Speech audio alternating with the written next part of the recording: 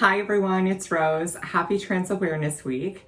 Today I wanted to talk about facial hair and like my journey to removing my facial hair. When I first looked into facial hair removal, I didn't realize like how long you have to go and like how frequent and how expensive that adds up to be.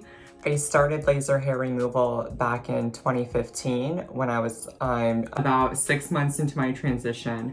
In order to pay for laser hair removal, I opened a credit card and I ended up charging all of the payments that way, putting me into a lot of credit card debt. I found a place that did that charged by the hour for laser hair removal. And so I did from my nose down to my waist, like front and back, armpits, my torso, my bikini line, and then of course my face. And I would be able to do all of that usually in about an hour, maybe an hour and a half. And so I lucked out in finding that place that charged hourly rather than region, because some places charge more because they'll be like, just your face is this price, your armpits are this price. But then after doing that for 6 months, the place I went to closed.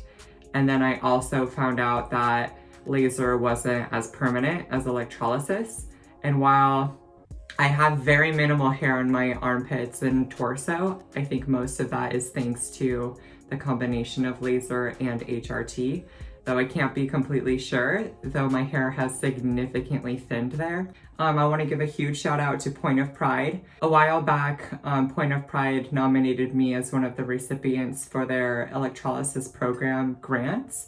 And so I was able to finally afford more facial hair removal, which I'm so thankful and so excited for.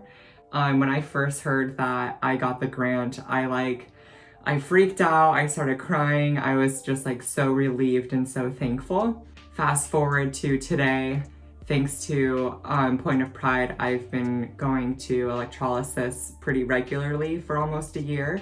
I was nominated July of 2018.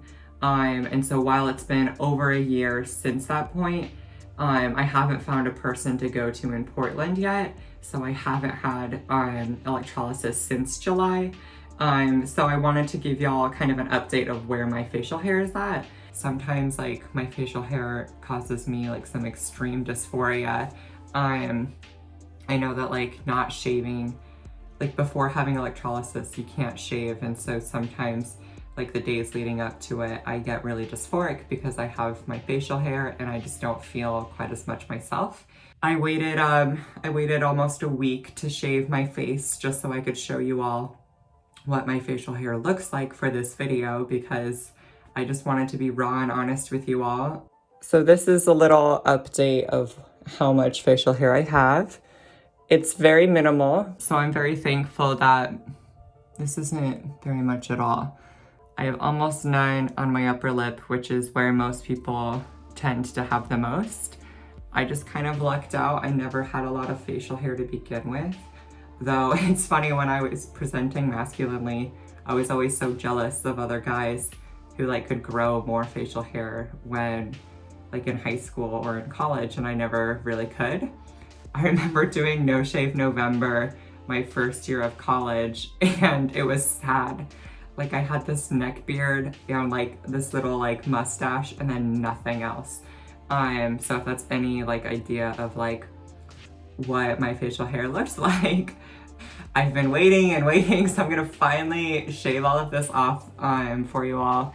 I have like a bowl of hot water in front of me, and I never do this. I don't know why. I'm like the worst shaver ever. Like I go against the grain. I never use shaving cream, but I'm gonna do it proper today because I never do, and because it's like so much longer than I normally let it get to. I pretty much shave every single morning, but I remember like at the beginning of my transition, I used to shave like twice a day sometimes, especially if I had work and then I was going out. I would shave like, I would really shave, like go over my face like 4 times. And then I would do my makeup, and then after work I would take off my makeup around my face, I would shave again, and then I'd like fix up my makeup around like where I grow facial hair. I'll never forget those moments. And I'm glad that I don't have to do that anymore. It is such a relief and such a time saver. I always like to lift up my sideburns, that way I can get like really close. Because I don't really like the hair on the side of my ear, so I kind of like bring it up to where my ear like begins. And I blend it. I always shave in both directions. I feel like that's wrong.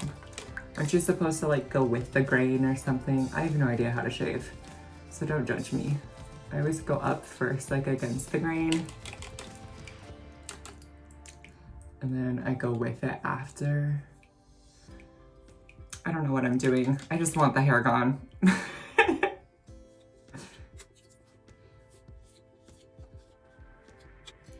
I also feel like I always like stretch my skin by like lifting up my chin. That way the skin is more tight, so I can get like closer to the skin, I guess. Maybe it's on my head, but I feel like it helps.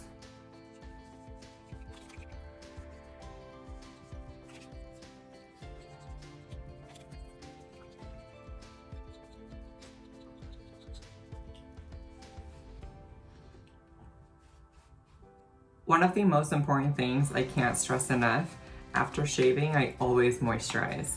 It's so important to like give it some moisture. I feel like it softens the hairs also. That way they're not so harsh.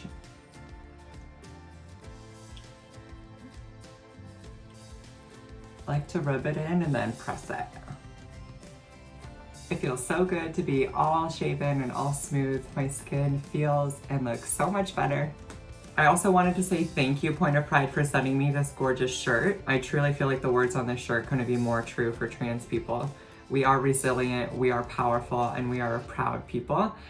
I feel like the more time that goes by since I started identifying as trans, I feel like I'm just so much more confident and comfortable in who I am, that small little things don't affect me as much anymore.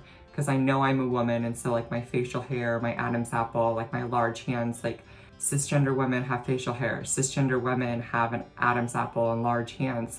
You know, there's no perfect idealistic woman. Every woman experiences gender different, and all of us have different things that we would like to change about ourselves, but none of that discredits our validity or our gender or our beauty.